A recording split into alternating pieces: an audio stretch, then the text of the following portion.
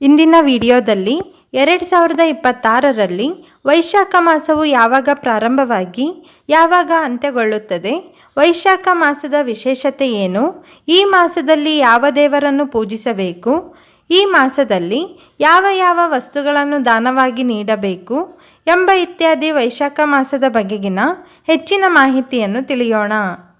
ವೈಶಾಖ ಮಾಸವು ಅತ್ಯಂತ ಶ್ರೇಷ್ಠವಾದ ಮಾಸವಾಗಿದೆ. ಭಗವಾನ್ ಶಂಕರನಿಗೆ ಮತ್ತು ಭಗವಾನ್ ವಿಷ್ಣುವಿಗೆ ಅತ್ಯಂತ ಪ್ರಿಯವಾದ ಮಾಸ ಇದಾಗಿದೆ.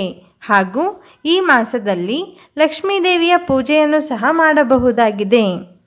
ವೈಶಾಖ ಮಾಸವು ಈ ವರ್ಷ ಅಂದರೆ 2026ರ ಏಪ್ರಿಲ್ 17ನೇ ತಾರೀಕು ಶುಕ್ರವಾರದ ದಿವಸ ಸಾಯಂಕಾಲ 5:22 ಪ್ರಾರಂಭವಾಗಿ ಮೇ 16ನೇ ತಾರೀಕು ಶನಿವಾರ ಬೆಳಗಿನ ಜಾವ 4:12 ಸಮಾಪ್ತಿಗೊಳ್ಳುತ್ತದೆ.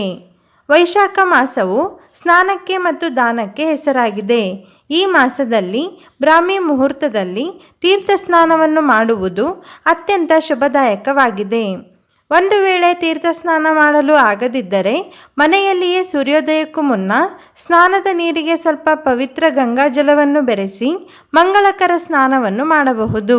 ಇದರಿಂದ ಹಲವು ಜನ್ಮಗಳ ಪಾಪವು ನಿವಾರಣೆಯಾಗುತ್ತದೆ. ವೈಶಾಖ ಮಾಸವು ಸುಡು ಬಿಸಿಲಿನ ಮಾಸವಾಗಿದೆ. ಆದ್ದರಿಂದ ಅಗತ್ಯ ಇರುವವರಿಗೆ ನೀರು ತುಂಬಿದ ಮಡಿಕೆಯನ್ನು ದಾನವಾಗಿ ನೀಡಬೇಕು.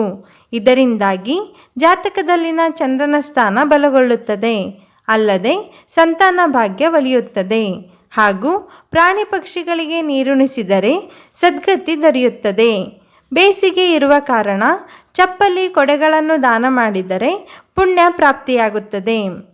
ಹೀಗೆ ತನುಮನ ಧನದಿಂದ ಶ್ರದ್ಧಾಭಕ್ತಿಯಿಂದ ಪವಿತ್ರವಾದ ವೈಶಾಖ ಮಾಸದಲ್ಲಿ ತೀರ್ಥ ಸ್ನಾನವನ್ನು ಮಾಡಿ ದಾನ ಧರ್ಮಗಳನ್ನು ಮಾಡಿ ದೇವರ ಪೂಜೆಯನ್ನು ಮಾಡಿ ಪುನೀತರಾಗಿ.